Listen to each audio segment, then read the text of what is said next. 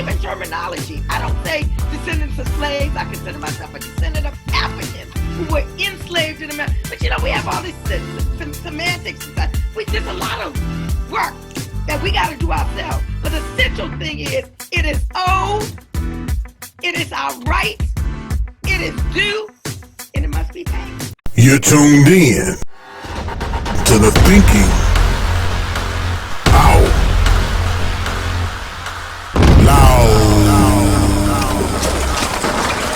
radio show, giving voice to issues that matter to you.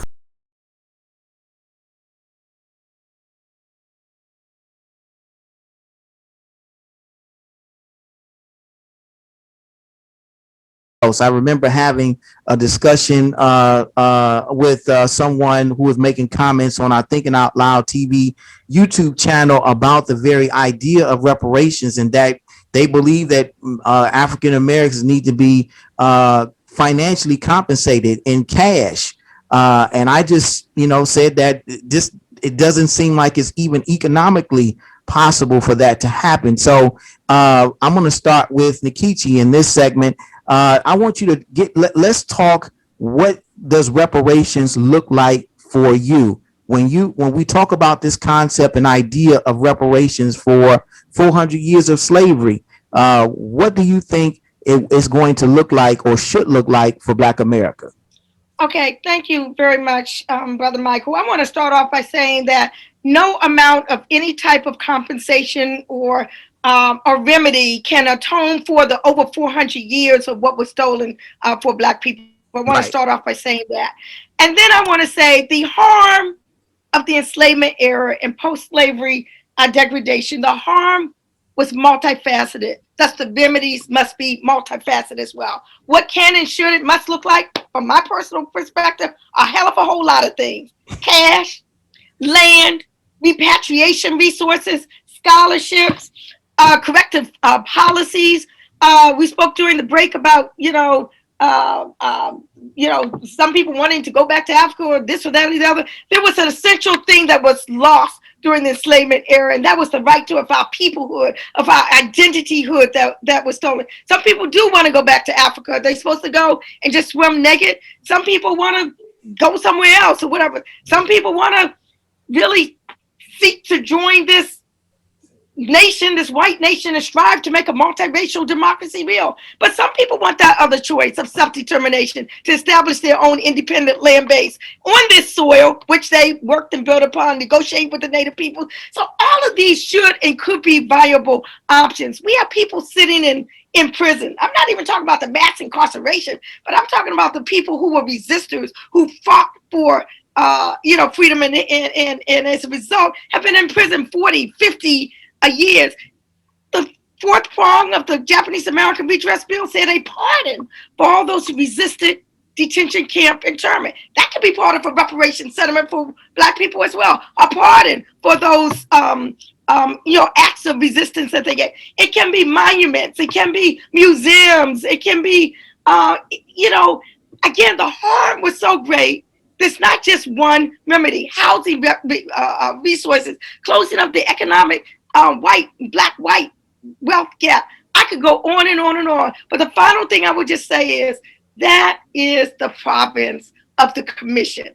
HR 40 once it is passed, to listen to all of the proposals from all different segments of Black folk or Black society, and come up with a set of reparations, and that's where the negotiations will start. To you, Demeris. Brother Mike, I believe there's two streams associated with it. One of the examples we use in the book, we call the Zacchaeus experience.